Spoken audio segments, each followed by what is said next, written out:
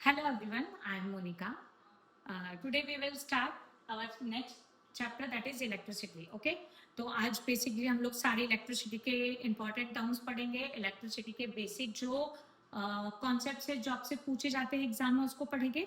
ये पूरा थ्योरी में इस लेक्चर में आपका कवर करूंगी. ओके, तो सबसे पहले हम लोग स्टार्ट करते हैं what is electricity.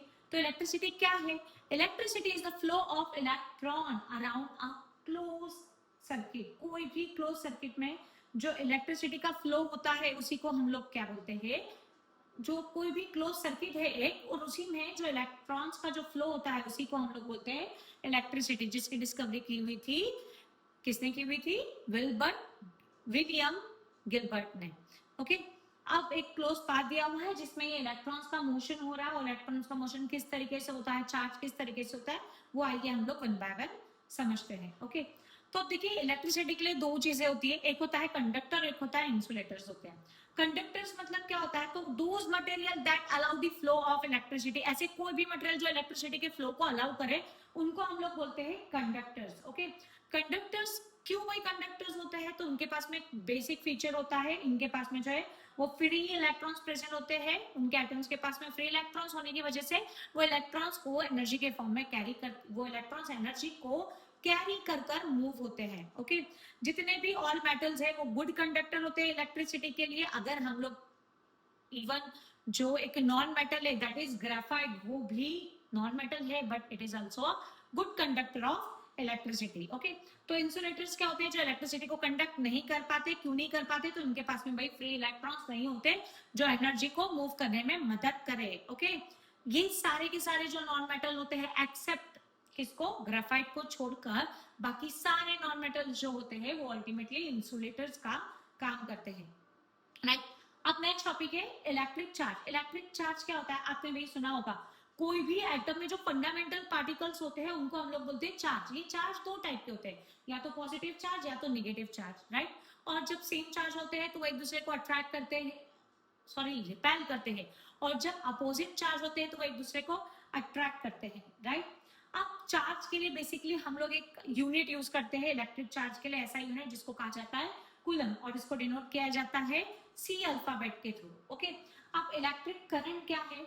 So electric current is a flow of electron through a conducting material. किसी भी कंडक्टिंग मटेरियल में से इलेक्ट्रॉन्स का फ्लो होना, इसी को हम लोग बोलते हैं इलेक्ट्रिक करंट. ओके, अब इलेक्ट्रिक करंट हम लोग,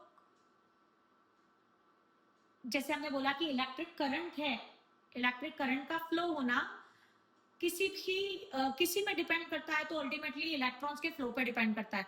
अब ये इलेक्ट्रिसिटी या हम लोग ये जो चार्ज है वो कैसे अवेलेबल करवाते हैं? तो किसी भी डिवाइस में इलेक्ट्रॉन्स का फ्लो करवाना है तो आपको क्या रिक्वायर्ड है? सेल या बैटरी रिक्वायर्ड है. और सेल और बैटरी क्या होती है? तो सेल और बैटरी एक ऐसी डिवाइस होती है जो कि करंट का फ्लो, इलेक्ट्रॉन्स के फ्लो को बढ़ा देती है, इलेक्ट्रॉन्स के फ्लो को करने के लिए रिस्पॉन्सिबल होती है. ओके, अब है flow of electrons and current in a circuit. Circuit में जो फ्लो होता है ना उसके लिए दो टर्म होते हैं. अब ये जो फ्लो होता है वो इलेक्ट्रॉन्स की वजह से होता है. राइट, और ये इलेक्ट्रॉन्स जो होते हैं ना वो निगेटिव पार्टिकल्स होते हैं, और निगेटिव टर्मिनल की तरफ से उनका फ्लो पॉजिटिव टर्मिनल की तरफ होता है. मतलब निगेटिव से पॉजिटिव की तरफ ये मूव होते हैं, but opposite charge attract to each other ना, इस वजह से. बट जो हम बोलते हैं, जैसे मैंने बैटरी का एक टर्मिनल पॉजिटिव है, पॉजिटिव से निगेटिव टर्मिनल को कनेक्ट किया, तो वहां पर पॉजिटिव टर्मिनल क्या बता रहा है कि भाई वहां पे इलेक्ट्रॉन्स बहुत ज्यादा है, और निगेटिव टर्मिनल क्या बता रहा है? वहां इलेक्ट्रॉन्स नहीं है, इसीलिए फ्लो नहीं हो पाएगा. अगर मैं दो निगेटिव टर्मिनल को जोड़ दूंगी तो मुझे पॉजिटिव से निगेटिव ही कनेक्ट करना पड़ेगा. तो इसके पीछे लॉजिक क्या होता है? इसको कहा जाता है कन्वेंशनल करंट, जो फ्लो होता है पॉजिटिव टर्मिनल से निगेटिव टर्मिनल की तरफ. राइट, आपने इस तरीके से सर्किट में बैटरी लगाई हुई देखी होगी जिसमें करंट हमेशा पॉजिटिव से निगेटिव की तरफ फ्लो होता है. राइट, अब है how to electric current be express. मतलब इलेक्ट्रिक करंट क्या होता है भाई? तो electric current is express as a rate of flow of charge through the conductor. किसी भी कंडक्टर में से जो चार्ज के फ्लो होने की रेट होती है उसी को हम लोग बोलते हैं करंट, इलेक्ट्रिक करंट. और इसका फॉर्मूला होता है I equals to Q by T. Q मतलब चार्ज होता है और इसी को हम लोग मेजर करते हैं कूलम में, और टाइम को मेजर करते हैं सेकंड में. तो इसी की यूनिट हो जाती है कूलम पर सेकेंड, या इसी को बोलते हैं 1 एम्पियर। मतलब एक कूलम चार्ज जब 1 सेकेंड में फ्लो हो तो इसी को हम लोग बोलते हैं 1 एम्पियर। ओके, तो एम्पियर जो है वो करंट की यूनिट है, इसको एम्पियर भी लिख सकते हैं या फिर कूलम पर सेकेंड भी लिखा जा सकता है। अब ये करंट को मेजर किया जाता है एमीटर डिवाइस के थ्रू। ओके, किसी भी सर्किट में हम लोग करंट फ्लो हो रहा है नहीं, इसको देखने के लिए वहां पर एमीटर को ज्वाइन कर देते हैं। ओके, अब नेक्स्ट है electric potential and potential difference क्या होता है। तो देखिए, जब कभी भी आप एक कंडक्टर में से चार्ज को मूव करें from the one point to another point, right, so electric potential is the capability of charge move from one point to another point is known as a electric potential. Okay, और electric potential जो है उसकी ऐसा unit क्या होती है, तो वो समझते हैं हम लोग, इसको डिनोट किया जाता है V के through. So electric potential difference is work done to move the charge particle from one point to another point. मतलब हम चार्ज को एक पॉइंट से दूसरे पॉइंट पे मूव करने के लिए जो भी वर्क डन कर रहे हैं उसको हम लोग क्या बोलते हैं, पोटेंशियल डिफरेंस। तो इसको डिनोट किया जाता है W बाय Q के थ्रू। इसको किससे डिनोट किया जाता है, इससे इसको हम लोग डिनोट करते हैं किसके थ्रू, तो W बाय Q के थ्रू। ओके, अब W जो है वो उसकी यूनिट अगर हम लोग देखें तो जूल होती है, वर्क यूनिट जूल होती है, और चार्ज की जो यूनिट होती है वो कूलम होती है। तो जूल पर कूलम बोल ले, या फिर इसी को हम लोग बोलते हैं वोल्ट। ओके, क्या कहा जाता है इसको, वोल्ट कहा जाता है। तो 1 joule is work done to move one coulomb charge particle from one point to another point is known as a 1 volt। हमेशा ध्यान रखिए, इसको मेजर करने के लिए, मतलब आपको सर्किट में अगर पोटेंशियल डिफरेंस को मेजर करना है तो हम लोग क्या लगाते हैं, वोल्टामीटर लगाते हैं। ओके, अब नेक्स्ट है इलेक्ट्रिक करंट, और जो पोटेंशियल डिफरेंस है उससे रिगार्डिंग बहुत सारे इंपॉर्टेंट पॉइंट जो है वो हम लोग समझ लेते हैं। Electric current will be flow through a conductor only if there is a difference in the electric potential between the two end of the conductor। मतलब भाई कंडक्टर के दोनों एंड पर अगर पोटेंशियल डिफरेंस अलग अलग होगा तो ही करंट फ्लो होगा, वरना करंट फ्लो नहीं होगा। और इसके लिए हम लोग बैटरीज लगाते हैं, राइट। पोटेंशियल डिफरेंस जनरेट करवाने के लिए हम लोग क्या लगाते हैं, बैटरीज लगाते हैं सर्किट में, या फिर सेल को ज्वाइन करते हैं। The chemical reaction in which cell produce potential difference, right? फिर सेल्स में केमिकल्स होते हैं, वो केमिकल से केमिकल रिएक्शन परफॉर्म होगी, और उस केमिकल रिएक्शन की वजह से जो कंडक्टर है उसके दोनों टर्मिनल पर पोटेंशियल डिफरेंस जनरेट होगा, और उसी पोटेंशियल डिफरेंस की वजह से इलेक्ट्रॉन्स जो है वो मोशन में आएंगे। ओके, और करंट का फ्लो स्टार्ट हो जाएगा। Got it. अब देखिए नेक्स्ट चीज, इलेक्ट्रिक सर्किट क्या होता है। तो भाई ऐसा कोई भी एक क्लोज पाथ जिसमें करंट का फ्लो हो रहा है, a close path in which the current is flow is known as a electric circuit. अब इलेक्ट्रिक सर्किट में देखिए बहुत सारी चीजें होती है ना, इसको हम लोग समझते हैं क्या क्या होता है। तो इसमें बैटरी होती है, बैटरी को जब आप कॉम्बिनेशन में लगाते हैं तो उसी को हम लोग सेल, सॉरी उल्टा हो गया ना, सेल मतलब सिंगल होगा, और जब सेल कनेक्ट करके आप लगाते हैं बहुत सारे सेल को तो उसको बैटरी कहा जाता है।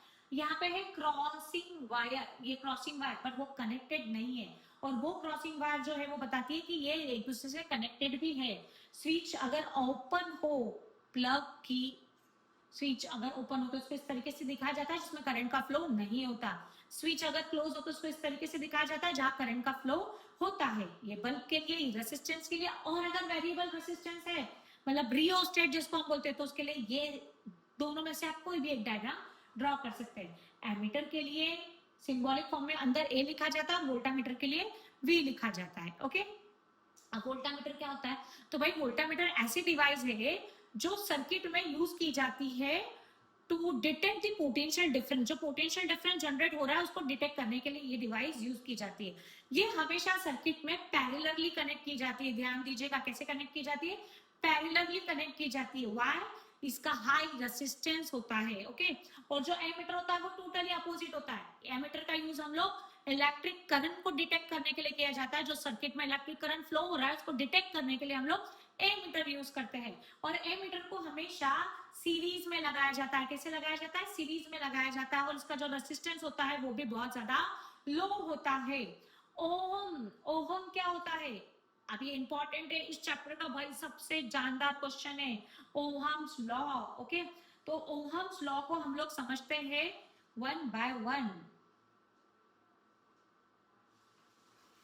अल्टीमेटली अगर हम लोग ओहम्स लॉ को देखें तो ओहम्स लॉ क्या बोलता है, the potential difference across the 2 point of the metallic conductor, कोई भी मेटेलिक कंडक्टर पे जो 2 पॉइंट पे जो पोटेंशियल डिफरेंस जनरेट होता है, it is directly proportional to the flow of current. मतलब मैं ये बोल सकती हूँ कि जो पोटेंशियल डिफरेंस है वो डायरेक्टली प्रोपोर्शनल होता है आई के। अब मैंने इस तरीके से लिख लिया। अब आपको पता है प्रोपोर्शनलिटी साइन को हटाने के लिए हमको क्या लगाना पड़ता है, प्रोपोर्शनलिटी कांस्टेंट लगाना पड़ता है। तो v इक्वल्स टू लगाया मैंने I, that is a proportionality constant, okay, और आई। तो यही बोलता है हमारा Ohm's law, right.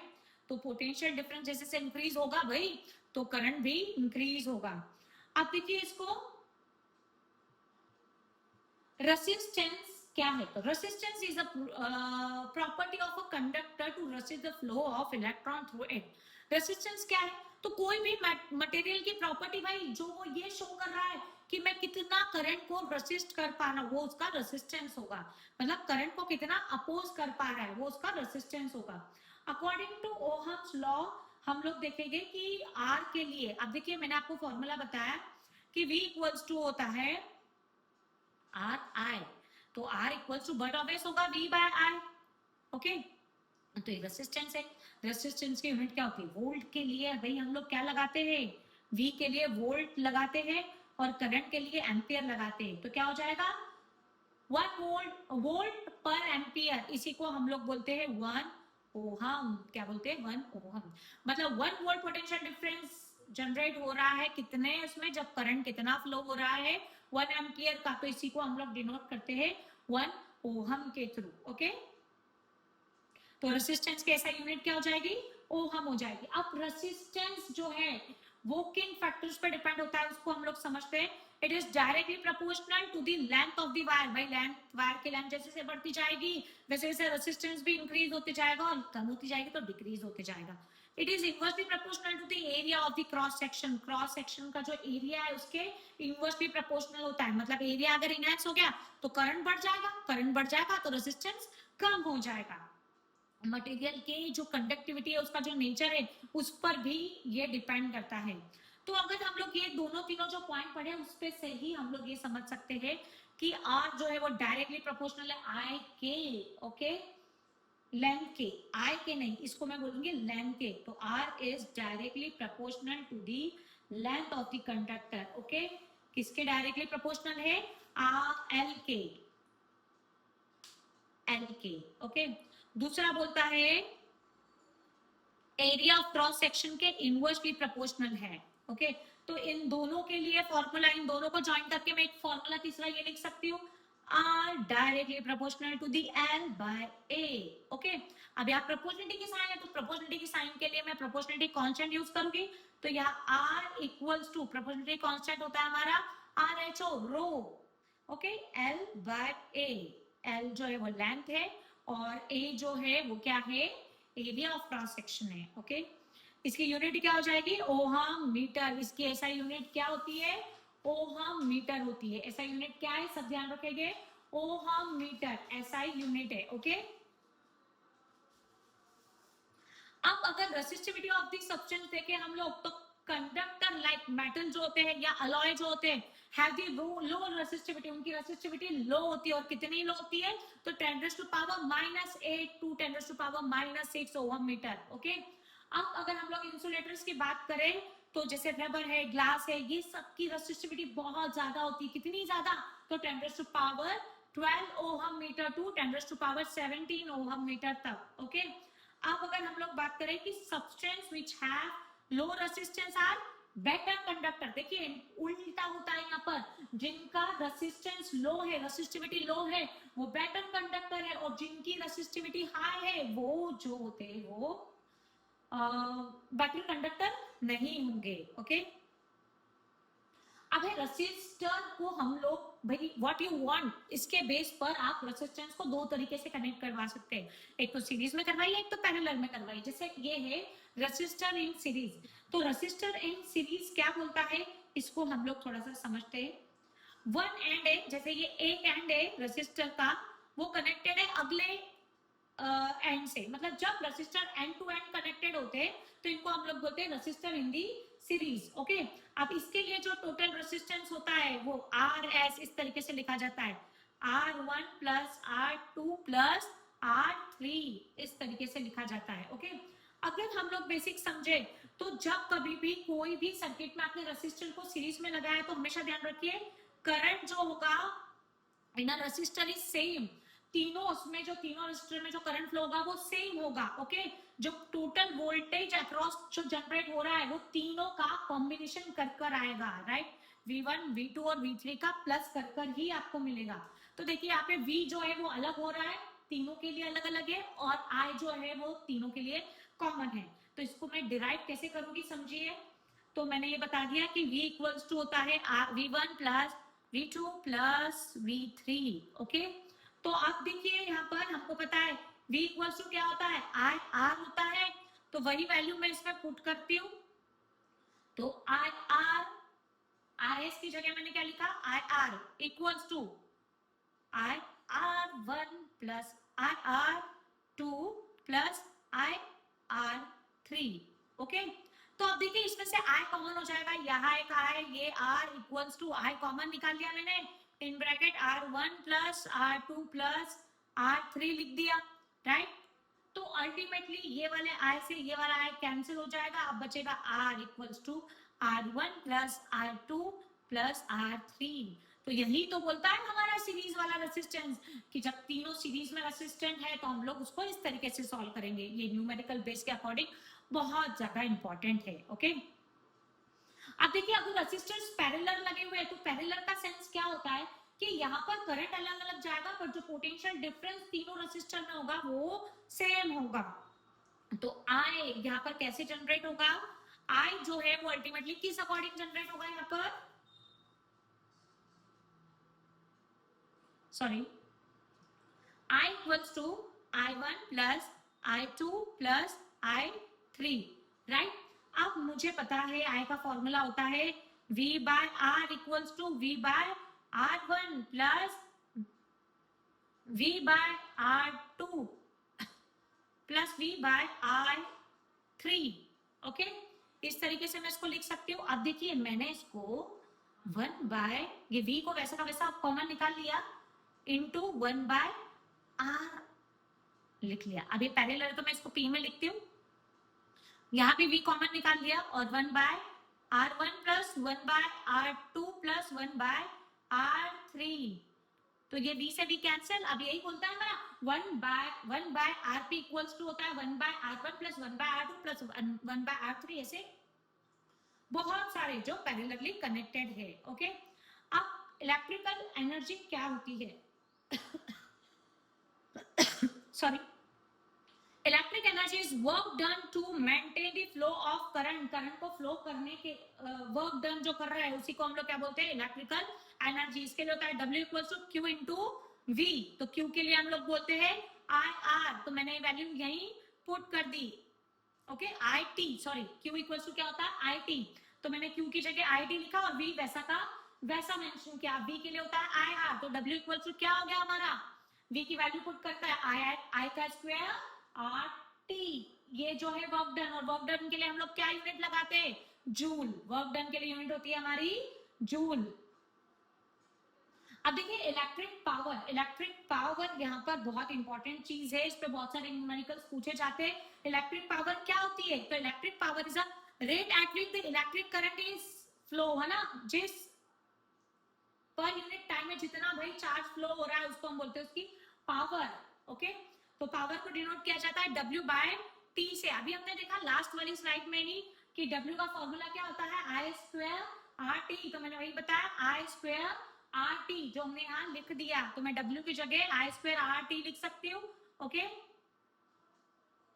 I square RT by T, तो ये T से ये T कैंसिल हो जाएगा और I स्क्वायर की जगह में क्या लिखूंगी यहाँ पे, पावर इक्वल्स टू हो जाएगा हमारा V।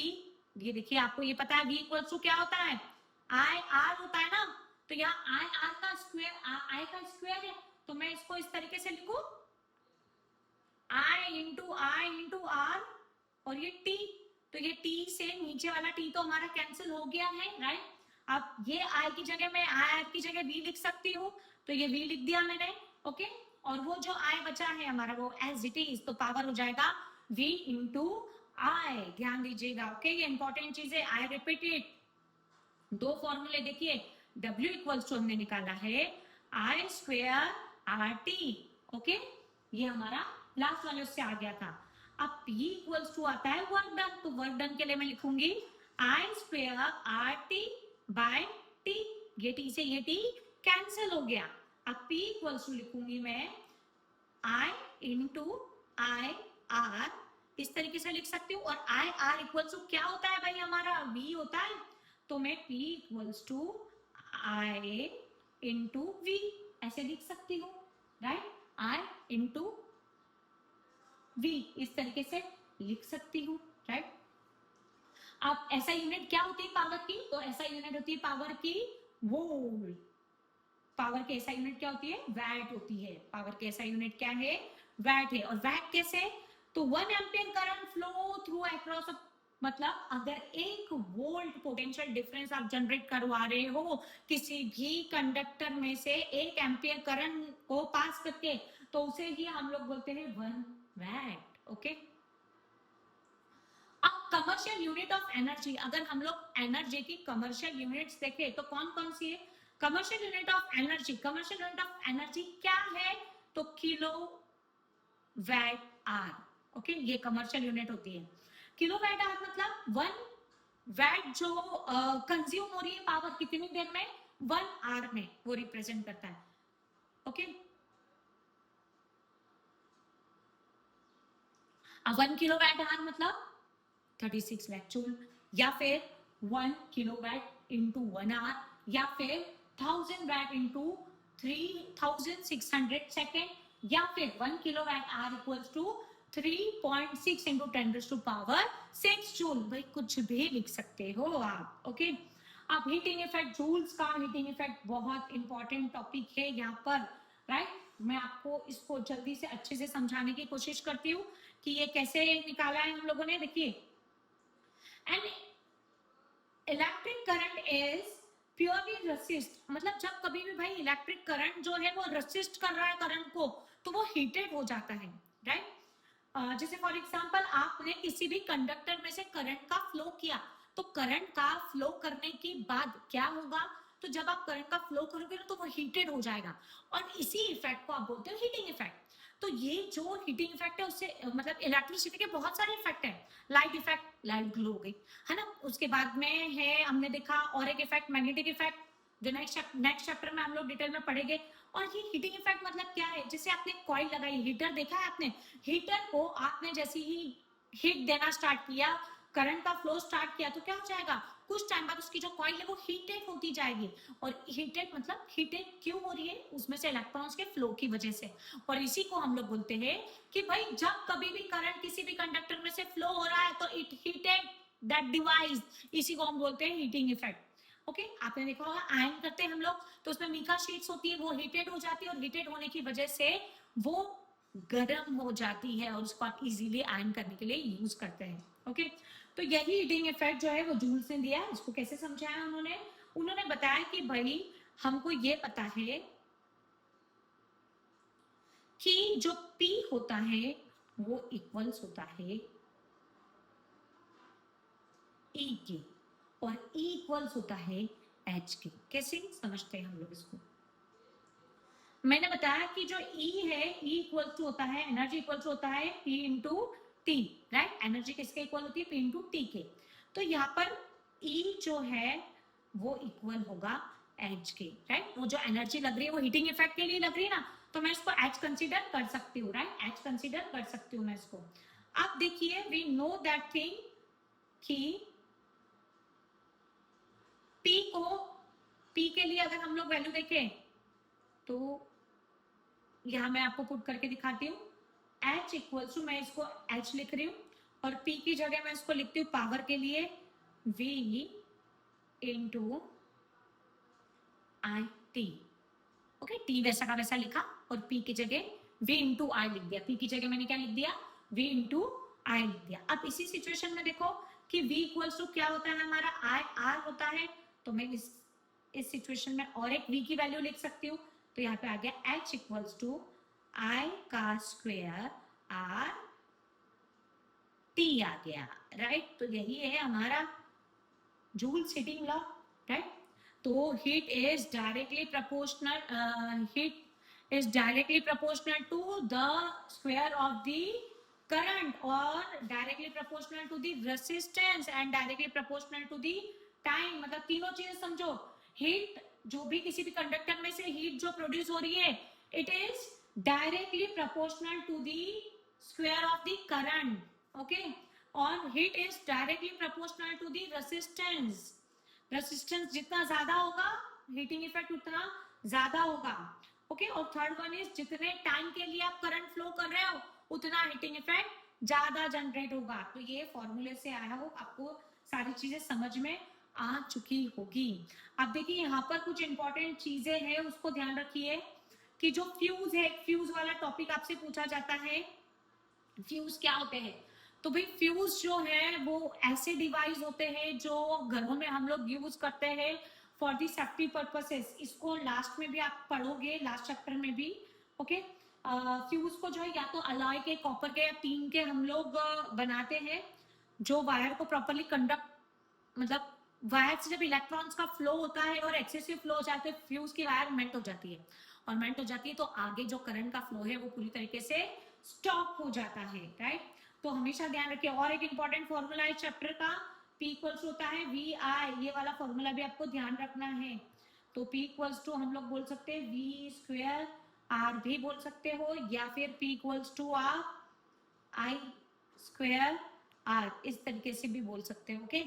तो ये वाला फॉर्मूला भी आपको ध्यान रखना है। इस अकॉर्डिंग हमने जो बेसिक पॉइंट्स है, सारी जो थ्योरी है इलेक्ट्रिसिटी वाले चैप्टर की, वो मैंने आपको रिकॉल कर दी। इसमें से रेजिस्टेंस वाला भाई रट लेना, आएगा ही आएगा सीरीज में, पैरेलल में, ओके। ओहम्स लॉ भी इस चैप्टर का बहुत इंपॉर्टेंट टॉपिक है, हीटिंग इफेक्ट भी बहुत इंपॉर्टेंट टॉपिक है, ओके। ओहम्स लॉ और जो रेसिस्टिविटी है ना, उसके बेस पर आपको एमसीक्यूज भी पूछे जाते हैं। तो ये सारे इंपॉर्टेंट टॉपिक अच्छे से समझ लियो, ओके। जो नहीं समझ में आ रहा है उसके लिए मैं हूँ, okay. So all the best, तुम्हारी एग्जाम्स बहुत पास आ रही है, okay. So be prepare for your examination, okay. Bye bye, मिलते हैं नेक्स्ट चैप्टर के साथ।